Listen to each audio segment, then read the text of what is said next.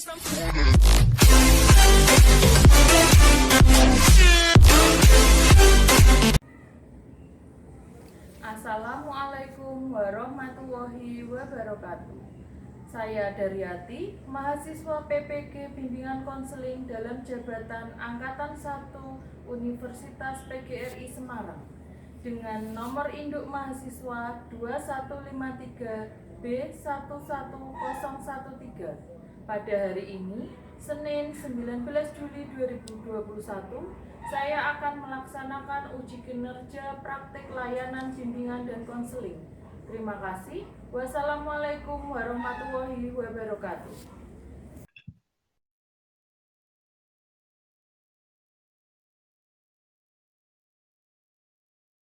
Assalamualaikum warahmatullahi wabarakatuh.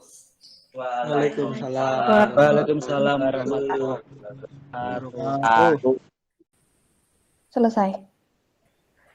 Sebelum kita memulai kegiatan layanan ini, mari kita berdoa. Silahkan salah satu untuk memimpin doa. Untuk memulai kegiatan pada hari ini, berdoa menurut agama masing-masing dimulai. Salam sejahtera untuk kita semua, karena kita dipertemukan dalam keadaan sehat walafiat tanpa kekurangan suatu apapun ya. Pada hari ini apakah hadir semua?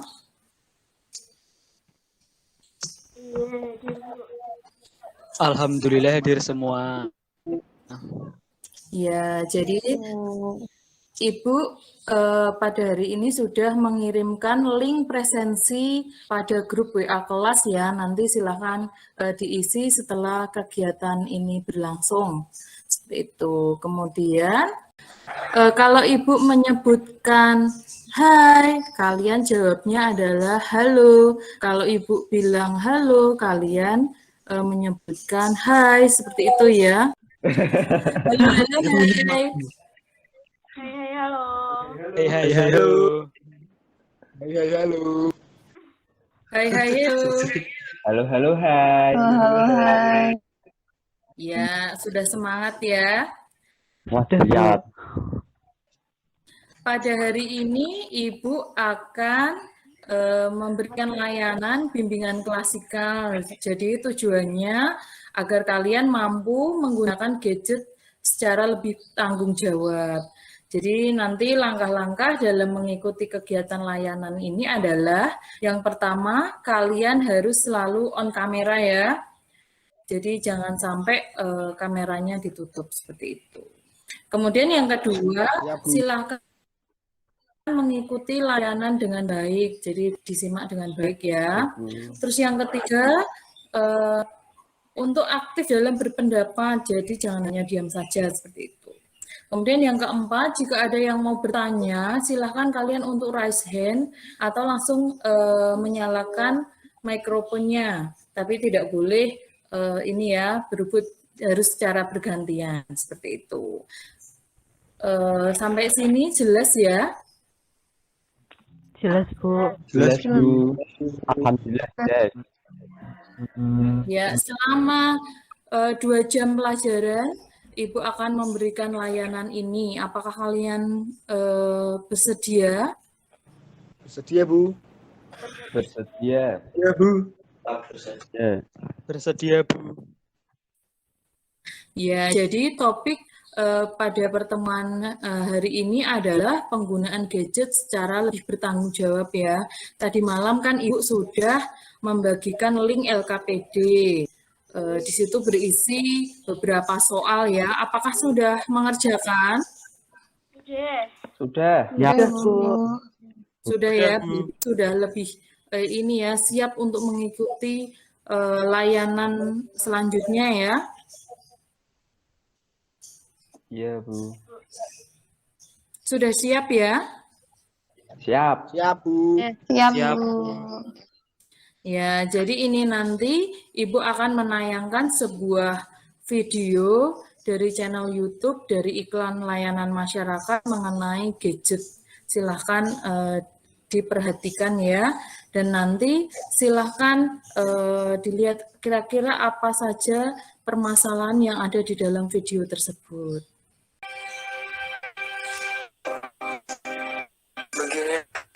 kehidupan saat ini, diri dan teknologi, seakan hidup sendiri.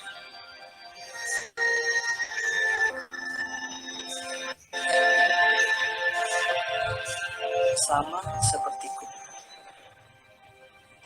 setiap hari tidak bisa lepas dari alat ini, sampai lupa dengan kanan kiri.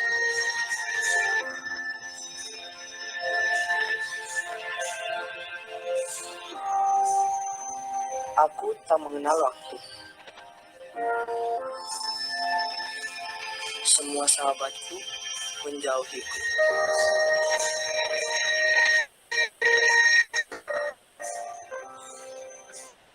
Kuliah tentu arah. Orang tuaku mengingatkanku tanpa lelah. Aku sampai resah. Aku pun semakin menjadi-jadi. Halo, Bapak gimana sih? Aku itu lagi main, nggak boleh ditelepon. Kan jadi kalah aku. Gimana sih Bapak? Hingga akhirnya aku diingatkan oleh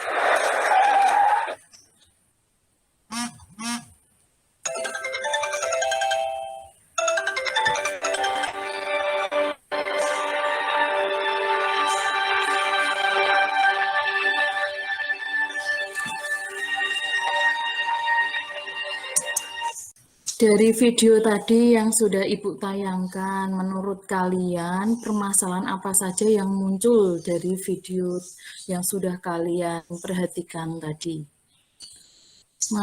Silahkan untuk mengangkat tangan ya.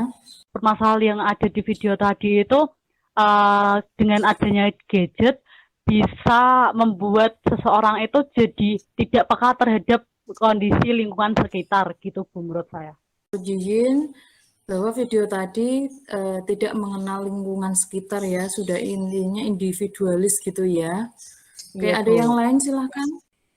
Ya, Lintang silahkan. Melalui ini kan selain dia individualis, dia tuh jadi nggak peduli sama lingkungan sekitar, ya individualis tadi gitu.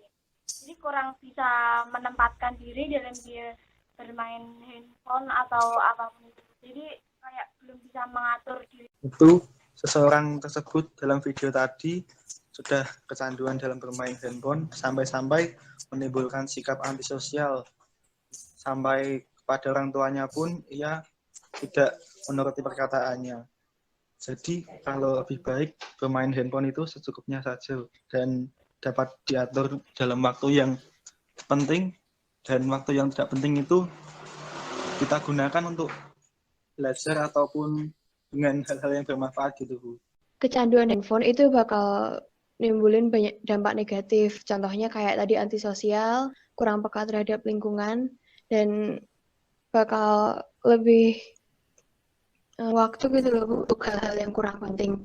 Menurut saya handphone tuh kayak pisau bermata dua Bu.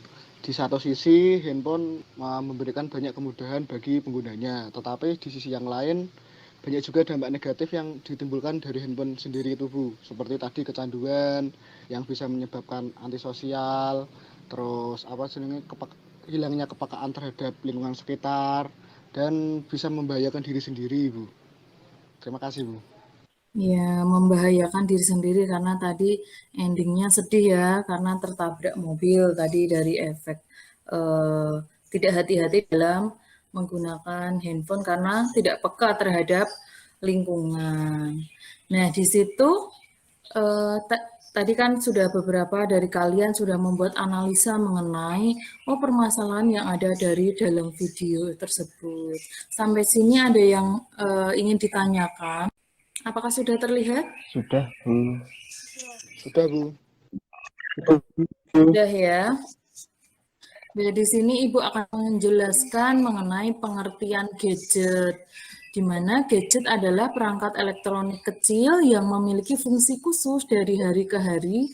Gadget ini selalu muncul dengan penyajian teknologi terbaru yang membuat hidup manusia itu menjadi lebih praktis. Jadi semakin hari pasti ada pembaruan mengenai teknologi yang terbaru ya. Jadi sangat berguna, tetapi juga kita jadi biasanya malas untuk ini ya belajar. Jadi biasanya karena gadget ini orang lebih suka mencari jawaban, mencari informasi dan sebagainya itu dari gadget. Jadi terkadang kita malah jadi malas untuk membaca seperti itu. Kemudian di sini Ibu akan menjelaskan mengenai manfaat dari gadget. Yang pertama, di sini memudahkan untuk mencari informasi atau pengetahuan, kemudian menambah ilmu pengetahuan, kemudian mempermudah komunikasi, dan yang terakhir adalah memperluas jaringan pertemanan. Sampai sini ada yang mau bertanya? Saya belum, Bu. Oh, belum ya. Jadi di sini Ibu akan menjelaskan mengenai bagaimana menambah ilmu pengetahuan itu dengan kita browsing di gadget ya atau HP. Jadi kita lebih banyak mendapatkan informasi apapun yang ingin kita baca, yang ingin ataupun video pembelajaran dan sebagainya. Kalian lebih mudah ya dalam menemukan pengetahuan seperti itu. Kemudian mempermudah komunikasi, yaitu kalian itu dengan ini ya, dengan HP kalian di dalamnya terdapat banyak aplikasi untuk membangun komunikasi dengan orang lain, dari Facebook, dari Twitter, dari WA, dari grup Telegram dan sebagainya. Kemudian di sini juga memperluas jaringan pertemanan ya. Jadi orang yang kita tidak kenal pun kita jadi kenal, walaupun kita tidak pernah bertemu dengan orang itu. Terkadang malah yang kita kenal secara langsung malah tidak terlalu akrab seperti itu ya. Kemudian di sini Ibu akan menyampaikan mengenai dampak negatif penggunaan gadget. Di sini yang pertama adalah resiko terkena radiasi, di mana kalau kita setiap hari kan memang tidak bisa lepas dari gadget ya, kemanapun gadget itu pasti selalu dibawa. Misalkan ketinggalan pun seseorang pasti akan kebingungan untuk di mana HP saya seperti itu. Kemudian di sini efeknya sangat bahaya ya karena radiasi itu terutama untuk mata ya. Kalau kita dalam seharian full menggunakan gadget ini, mata kita akan lama-lama menjadi merah seperti itu.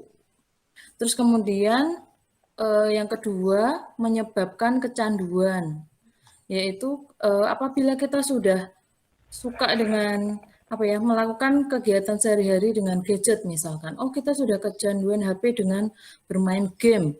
Nah, kita mencoba untuk pertama, game online misalkan. Kita menjadi, yang pertama kita menang, pasti selanjutnya kita akan terus bermain hingga kadang kita lalai dalam mengerjakan tugas atau kegiatan yang lainnya karena sudah kecanduan ya, nggak mau lepas dari HP itu sendiri. Kemudian menjadi pemalas. Nah, di sini pemalas itu adalah karena apa? Sudah pegang HP, mainan game, atau mungkin sosial media ya, bermain di ini, istilahnya menggunakan Instagram atau yang lainnya. Nanti kalian akan menjadi pemalas karena mungkin biasanya membantu orang tua, tetapi kalian malah ini ya karena HP jadi tidak mau membantu orang tua. Atau kebiasaan kalian adalah mencuci baju sendiri atau yang lainnya, tetapi malah karena HP kalian tidak melaksanakan tugas dari kalian sendiri seperti itu. Sampai sini ada yang mau bertanya? Saya Bu mau bertanya. Iya, silahkan. Jika misal kita nih sudah kecanduan sama gadget, cara mengatasi kecanduan itu bagaimana ya Bu kira-kira? Ya, jadi cara mengatasi kecanduan gadget. Kira-kira dari teman-teman dulu, ada yang ini mau memberikan solusi, kira-kira gimana sih mengurangi kecanduan itu? Silahkan. Kalau dari saya harus berani keluar dari zona nyaman gitu. Semisal udah nyaman bermain gadget, udah kecanduan gitu, harus berani keluar dari situ dan membiasakan diri pada kegiatan-kegiatan yang lebih bermanfaat gitu. Misalnya kayak mengganti waktu yang biasanya untuk bermain gadget itu dengan berolahraga ataupun belajar atau dengan hal yang lain yang tidak berhubungan dengan gadget gitu sih. Terima kasih. Ya, bagus sekali ya sarannya ya. Jadi keluar dari zona nyaman, kemudian membiasakan diri melakukan kegiatan-kegiatan yang bermanfaat untuk apa istilahnya mengurangi kecanduan gadget. Kemudian ada teman yang lain lagi, dampak negatif penggunaan gadget yang keempat yaitu lambat dalam memahami pelajaran. Jadi yang biasanya kita kalau belajar itu kan setiap orang memang punya tipe sendiri-sendiri ya. Ada yang paham dengan membaca buku, ada yang melihat video dan sebagainya. Nah, di sini pengaruh gadget itu sangat besar ya. Jadi dalam memahami pelajaran, oh karena sudah ada gadget, dengan seenaknya kita, oh browsing aja jawabannya. Jadi kita kan jadi apa ya, lambat mungkin untuk berpikir sendiri, tidak tanpa menggunakan HP kita akan kesulitan seperti itu. Jadi intinya agak lambat ya, jadi lambat karena apa? Sudah terbiasa, oh instan, ada yang instan. Jadi kita malas untuk berpikir seperti itu. Kemudian perkembangan interaksi sosial menjadi terhambat. Memang tadi di gadget, ini ya, dengan gadget kita akan lebih mudah untuk berinteraksi dengan orang lain, tetapi itu melalui ini ya, jejaring sosial ya. Jadi di sini yang dimaksud perkembangan interaksi sosial yang menjadi terhambat itu yang secara langsung. Jadi karena apa-apa kita handphone ya, dari video tadi yang sudah Ibu tayangkan tadi kan mengenai itu mengenai video tadi itu kan ini ya tidak peduli terhadap lingkungan kita. Jadi interaksi sosial kita berkurang ya. Jadi ada teman yang secara langsung menyapa tadi di apa ya? Istilahnya leleh juweh gitu ya. Terus kemudian orang tuanya menelpon, ternyata anaknya tidak mau mengangkat telepon tetapi malah marah-marah karena terganggu. Jadi intinya interaksi sosial di sini itu yang terhambat adalah dalam apa ya, secara langsung seperti itu.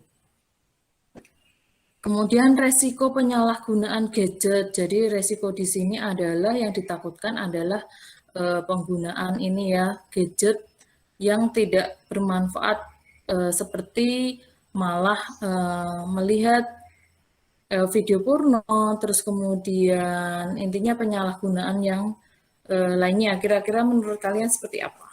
Menurut saya itu untuk mengurangi resiko penyalahgunaan gadget bisa dimulai dari memilih circle pertemanan yang baik dulu, Bu. Iya. Karena kalau kita udah gimana berkumpul sama orang-orang yang tidak benar, mungkin kita juga jadi tidak benar gitu. Resiko penyalahgunaannya, Bu, itu dapat diatasi misal dari dua faktor, Bu. Yang satu itu dari faktor internal dari dalam diri sendiri seperti Andi tadi, mempertebal keimanan, lebih dekat dengan Tuhan gitu, Bu, lebih gimana ya, kayak dari dalam diri sendiri itu lebih dijadikan lebih baik. Dan kalau yang kedua itu faktor eksternal dari orang-orang sekitar yang kita ajak berinteraksi sehari-hari gitu, Bu. Misal dalam pertemanan kita, dalam circle kita itu lebih banyak teman yang baik, itu diri kita akan ikutan jadi baik gitu, Bu. Begitu juga sebaliknya. Terima kasih, Bu. Ya, ada yang lain lagi? Dengan cara kan sekarang udah banyak aplikasi buat kayak membatasi apa yang bakal kita cari di internet kan, Bu. Jadi nanti untuk kira-kira untuk yang kayak situs-situs yang kurang benar gitu kan bisa di-blok atau gimana, itu kan bisa, Bu, sekarang. Iya, ada yang lain lagi? aku mau menambahi dan melanjutkan dari pendapat Andi dan Fauzi tadi. Ya, silakan Lintang. Jadi menurut saya, kan tadi kan Fauzi sudah bilang ada faktor internal dan faktor eksternal. Nah, saya mau melanjutkan yang faktor internalnya. Selain yang disebutkan tadi, menurut saya ini Bu, jadi pengguna itu memperhatikan keuntungannya dalam menggunakan gadget ini. Jadi resiko itu kan ya yang buruk ya Bu ya. Jadi ditekan seminimal mungkin sehingga kita dapat mendapatkan manfaat sebanyak mungkin gitu Bu dari penggunaan gadget ini sendiri. Jadi kita yang membatasi gitu. Ya, terima kasih ya. Iya, Bu. Oke, Ibu lanjutkan ini ya, materi selanjutnya adalah cara menggunakan gadget secara lebih bertanggung jawab.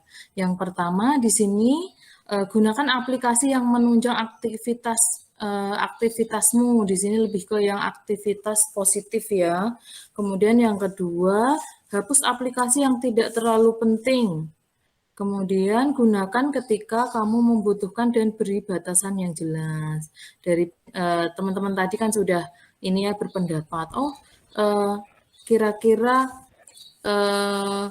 yang kamu butuhkan itu apa? Kita harus bisa membatasi dalam penggunaannya seperti itu. Kemudian manfaatkan pada waktu senggang. Jadi gadget itu digunakan pada waktu senggang saja, jadi tidak full seharian seperti itu, selalu menggunakan gadget. Ada waktunya tersendiri seperti itu. Kemudian gunakan untuk berbagi. Jadi misalkan kita punya tips belajar efektif misalkan, atau punya cara menghafal dengan baik atau yang lainnya sesuai dengan keahlian kalian, misalkan saya ini Bu, saya pintar membuat blog apapun itu. Jadi intinya sesuatu yang bisa dibagikan kepada orang lain yang bermanfaat seperti itu. Kemudian ingatlah bahwa gadget itu hanya alat. Jadi jangan gunakan media sebagai alat untuk membunuh waktu kalian. Jadi jangan sampai dalam seharian full kalian menggunakan gadget itu.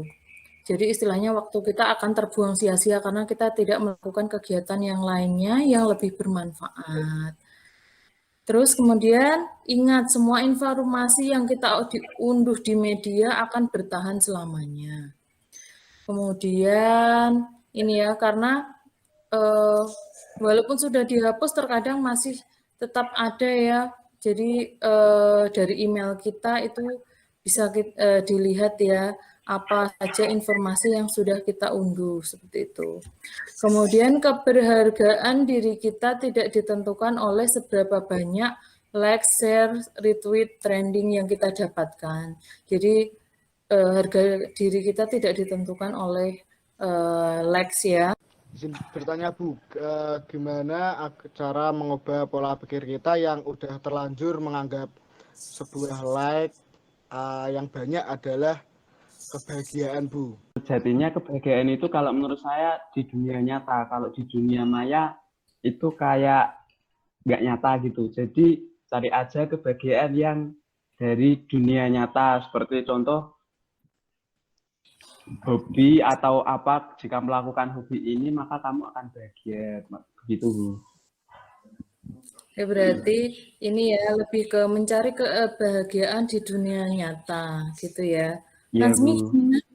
atau mungkin ada teman yang lain lagi yang mau memberikan masukan kepada Nazmi? Saya Bu. Ya, silakan. Kalau teman-teman tadi kan bilang kalau nyari kebahagiaan lain ya Bu, tapi kan sedangkan kebahagiaan tiap orang tuh beda-beda gitu loh Bu. Bisa kayak dengan nyari yang dinyata, kalau mereka tuh bisa senang dengan hal itu, tapi kan kayak ada orang yang kurang suka sama kayak nyari kesenangan di dunia nyata gitu, mereka lebih suka kayak di dunia maya gitu loh Bu. Mungkin caranya kayak lebih ubah tujuan aja sih Bu. Misal kita posting sesuatu itu buat kayak apresiasi diri kita sendiri, maksudnya nggak berpacu sama like-nya berapa, share-nya berapa gitu loh Bu. Jadi yang pertama tuh ubah tujuannya. Terus kan sekarang mungkin kalau di IG ada fitur buat yang ngehilangin berapa likes-nya gitu loh Bu. Jadi kayak kita nggak bisa ngelihat like orang lain gitu. Jadi kita juga nggak bisa bandingin Kayak berapa sih like postingan kita, berapa like postingan orang. Apakah ada pengalaman mengenai tadi penggunaan gadget mungkin dari apa yang selama ini mungkin negatifnya atau mungkin penggunaan gadget kalian secara bertanggung jawab? Silahkan. Kalau saya ada pengalaman dulu. Dulu tuh pernah saya bener-bener kecanduan banget sama gadget kayak tiap hari itu kalau nggak pegang HP tuh rasanya gimana gitu. Terus kan semakin berlarut-larut, akhirnya waktu penerimaan rapot nilai saya turun banyak Bu, anjlok gitu. Terus saya sadar, wah kalau kayak gini terus nanti gak bakal maju-maju. Akhirnya saya mengubah pola pikir dan mulai mengubah kebiasaan kayak harus bangun pagi. Kalau tiap pagi jangan langsung pegang HP, kayak entah itu minum dulu atau sholat dulu gitu Bu. Saya juga pernah kecanduan banget waktu itu, kecanduan nonton video anime. Anime tuh kartun Jepang, Bu. Nah, itu saya kecanduan banget, setiap hari harus nonton minimal menghabiskan waktu 5 jam, Bu. Tapi dari situ saya sadar, lalu saya mengubah, saya mendownload juga platform belajar seperti Zenius untuk saya belajar. Dan dari nonton anime pun saya ambil hikmah-hikmahnya untuk semangat belajar gitu loh Bu, karena peran yang diperankan itu menggambarkan semangat. Dan saya itu jadi semangat belajar untuk mengejar SBM. Sambil juga lewat gadget, belajarnya juga lewat platform belajar seperti Zenius gitu Bu. Jadi harus mengimbangi antara kecanduan yang jelek sama kecanduan yang bagus. Bagaimana caranya saat isolasi mandiri agar tidak kecanduan HP gitu ya? Ya Nazmi silahkan. Mungkin bisa dialihkan dari bermain HP dengan membaca buku, mungkin Bu, membaca novel atau baca apa gitu bisa Bu. Ya, Hilal silahkan. Kalau dari saya mungkin memang Udah Bu. Bermain HP nggak apa-apa, tapi dialihkan ke hal-hal yang positif. Seperti kalau nonton YouTube itu nonton yang tentang menambah wawasan gitu loh Bu, atau medsosnya yang menambah wawasan gitu Bu kalau dari saya. Biar berguna. Saya Bu mau nambah. Ya silahkan. Kalau nggak mau bermain hari itu saat isolasi mandiri, mending menonton TV aja, HP-nya diletakkan Bu. Itu lebih baik kalau nggak mau bermain HP. Tuh, kalau di kamar nggak ada TV-nya Mas Andi gimana ya? Ya udah tidur aja. Ya Salsabila silahkan. Mau menambah Ibu.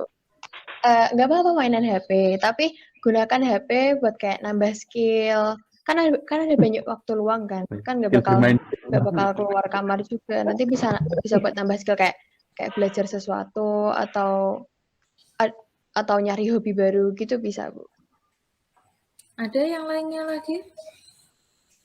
Saya mau menambahkan Salsabila Bu, mungkin seperti menambah skill di bidang edit foto atau edit video gitu, didalami lagi kan juga bisa, soalnya banyak waktu luang. Ya, kalau selama masa pandemi ini kan kalian ini ya belajar di rumah terus kan, apalagi saat ini sedang PPKM seperti itu ya. Nah, langkah apa sih yang kalian lakukan? Kan dari pengalamannya kan ini ya, pembelajaran daring itu kan berarti kan harus buka HP terus seperti itu. Menurut kalian bagaimana caranya agar mengurangi kecanduan gadget itu sendiri, tetapi dari pemerintah tetap pembelajaran daring pun semuanya menggunakan gadget seperti itu.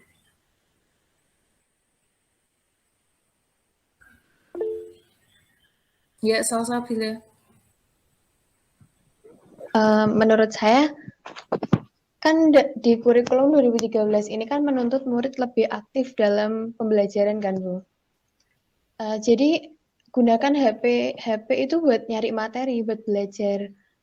Kalau seumpama ada yang belum dimengerti bisa ditanyakan ke guru atau bisa tanya ke teman. Kan sekarang apa-apa udah gampang, kayak video call bisa, chat juga bisa. Kalau masih kurang materi bisa cari di Google. Jadi jangan terlalu berpikir gadget itu cuma buat kayak game atau nonton video doang gitu, Bu. Dari layanan yang sudah Ibu berikan, menurut kalian manfaat yang kalian dapatkan seperti apa? Manfaatnya kita jadi bisa lebih hati-hati dalam menggunakan handphone, Bu. Jadi kalau bisa kita tidak diperbudak oleh handphone itu sendiri. Jadi dari diri lah bisa sebijak-bijaknya menggunakan handphone. Oke, menurut saya dari kegiatan ini tuh saya jadi tahu pengalaman-pengalaman teman-teman dan nambah sudut pandang saya juga tentang gimana sih pengalaman mereka dengan gadget masing-masing gitu sih. Tadi kan Ibu sudah menyampaikan materi dari awal ya, tadi dari videonya, dari PPT, dari pengalaman-pengalaman teman-teman. Nah, Ibu pengen tahu kesimpulan apa yang kalian dapatkan dari materi tadi. Silahkan. Oke, kesimpulan yang saya dapatkan dari kegiatan ini tuh gadget itu punya dampak negatifnya dan dampak positifnya. Dan dampak itu terjadi itu tergantung kita. Kalau kita bisa ngehandle diri kita sendiri, kita bisa dapatkan lebih manfaatnya kita bisa mendapatkan manfaatnya lebih dari dampak negatifnya gitu loh, Bu. Jadi kita harus gimana caranya kita harus pintar-pintar untuk ngehandle diri kita dalam memanfaatkan dan menggunakan gadget. Kesimpulan dari saya dari kegiatan bimbingan klasikal kali ini menambah sudut pandang saya tentang kecanduan dari gadget, Bu.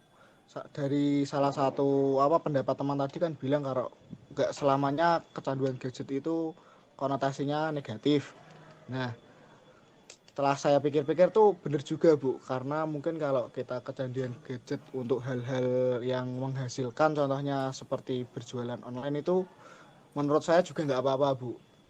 Jadinya kita kayak main HP terus, tapi kan di situ kita menghasilkan uang, Bu. Nah, jadi kesimpulannya adalah kita harus bijak dalam menggunakan gadget. Jadi agar kita tidak kecanduan. Nah, kita harus ini ya, kira-kira apa yang kita lakukan itu bermanfaat atau tidak, seperti itu. Jika ada yang tidak bermanfaat, maka kita harus berusaha untuk meninggalkan atau mengalihkan kegiatan, mengalihkan penggunaan gadget secara berlebihan ini dengan kegiatan yang lebih bermanfaat, seperti membantu orang tua dan sebagainya. Tetapi juga, kita tadi ya di depan tadi Ibu sudah menjelaskan materi juga bahwa kita harus sekalipun kita menggunakan gadget, bagaimana caranya kita berbagi terhadap orang lain, jadi bermanfaat kegiatan yang kita lakukan seperti itu. Bagikan link evaluasi proses dan hasil, silahkan kalian isi ya. Ibu tunggu maksimal 1 jam setelah layanan ini ya. Untuk mengakhiri kegiatan pada hari ini, mari kita tutup dengan doa. Silakan Hilal untuk memimpin doa. Ya teman-teman, untuk mengakhiri kegiatan layanan ini, alangkah baiknya kita tutup dengan berdoa. Berdoa mulai. Berdoa selesai. Ya, terima kasih kalian sudah mengikuti layanan ini dengan baik ya. Semoga kalian tetap dalam keadaan sehat ya, tanpa harus isolasi mandiri seperti itu. Ibu akhiri, wassalamualaikum warahmatullahi wabarakatuh. Waalaikumsalam. Waalaikumsalam warahmatullahi wabarakatuh.